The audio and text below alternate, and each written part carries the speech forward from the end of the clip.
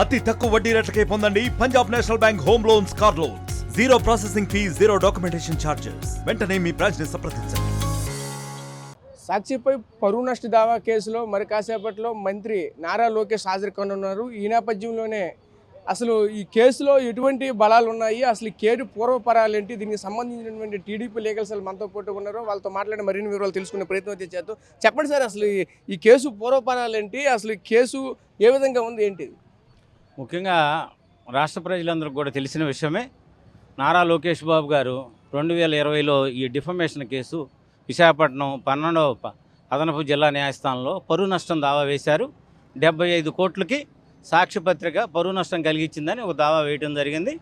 ఏంటంటే దాని వివరాలలో కనుక మనం వెళ్ళినట్లయితే 2019లో ఈయన హెచ్ఆర్డి మినిస్టర్గా ఉన్నప్పుడు జనరల్గా విశాఖ ఎయిర్పోర్ట్కి అఫీషియల్స్ కానీ ముఖ్యమంత్రి కానీ మంత్రులు కానీ వచ్చినప్పుడు అక్కడ రెస్టారెంట్లో రిఫ్రెష్మెంట్స్ ఇవ్వటం అనేది ఇది ఆనవాయితీ మనకు వస్తున్నటువంటి విషయం. వాటిల్లో ఈయన విపరీతంగా తినేశాడని చిన్నబాబు చిరుతిళ్ళు 25 లక్షలు అనేటువంటి ఒక క్యాప్షన్ పెట్టి పత్రికల్లో అటువంటి కథనాన్ని ప్రచురించడం ద్వారా ఆయన యొక్క వ్యక్తిగత ఇమేజ్ని డ్యామేజ్ చేశారు.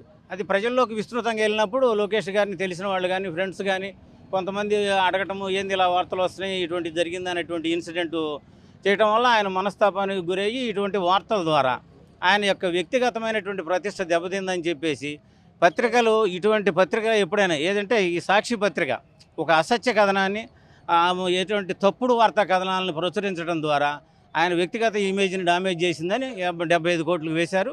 అది ఇవాళ 3వసారి వస్తున్నారు క్రాస్ ఎగ్జామినేషన్కి. దాదాపు కంప్లీట్ అవుద్దని అనుకుంటాం, ఇంకా టైం పట్టినా పట్టవచ్చు తెలియదు. అయితే ఏంటంటే ఏ పత్రిక అయినా కూడా ఏదైనా ఒక వార్తను ప్రచురించేటప్పుడు ప్రజా ప్రయోజనాలను సిద్ధించే విధంగా వాస్తవాలను ప్రజలకు తెలియజేయాలి. అంతేగాని వ్యక్తిత్వ హననాన్ని చేసే విధంగా, వ్యక్తిగత ప్రతిష్టను దెబ్బతీసే విధంగా కనుక పత్రికలు కనుక వ్యవహరించేటట్లయితే డెఫినెట్గా ఇటువంటి డిఫమేషన్ అనేటువంటి చర్యల ద్వారా కోర్టును అప్రోచ్ అవుతారు. అదేవిధంగా మా లోకేష్ గారు కూడా, తెలుగుదేశం పార్టీ నాయకుడైనటువంటి మా లోకేష్ గారు కూడా దావా వేయటుందని డెఫినెట్లీగా ఆయన సక్సెస్ అవుతారు. ఇటువంటి అసత్య కథనాలను ప్రచురించే పత్రికలకు బుద్ధి చెప్పినట్టుగా డెఫినెట్గా న్యాయం జరుగుతుందని టీడీపీ లీగల్ సెల్గా మాకు ప్రగాఢమైన విశ్వాసం ఉన్నది. ఓకే సార్, మీరు చెప్పండి, ఇది ఏ విధంగా ఉంది ఏంటి, ఎంతమంది ఈ యొక్క కేసులో ఎంతమంది లాయర్లు అయితే పాల్గొంటున్నారు, ఏ విధంగా వాదించబోతున్నారు? అంటే లీగల్ సెల్ తరపున మా జిల్లా నాయకులు పాల్గొంటున్నాం. అంటే ఆ స్టేట్ నుంచి ఒక అడ్వకేట్ కూడా వస్తున్నారు. ఇక్కడ వాళ్ళ తరపున ఒక అతను క్రాస్ ఎగ్జామ్ చేస్తున్నారు, ఒక లాయర్ గారు, ఇంకో లాయర్ క్రాస్ ఎగ్జామ్ చేయాలి. ఇప్పుడు లోకేష్ 3సారి వస్తున్నారు అనమాట. ఈరోజు మొదట లాయర్ గారు చేసిన తర్వాత 2వ లాయర్ గారు క్రాస్ ఎగ్జామ్ చేస్తారు లోకేష్ గారిని. మ్యాక్సిమం ఈరోజు అయిపోతుందని అనుకుంటున్నారు క్రాస్ ఎగ్జామినేషన్ లోకేష్ గారికి.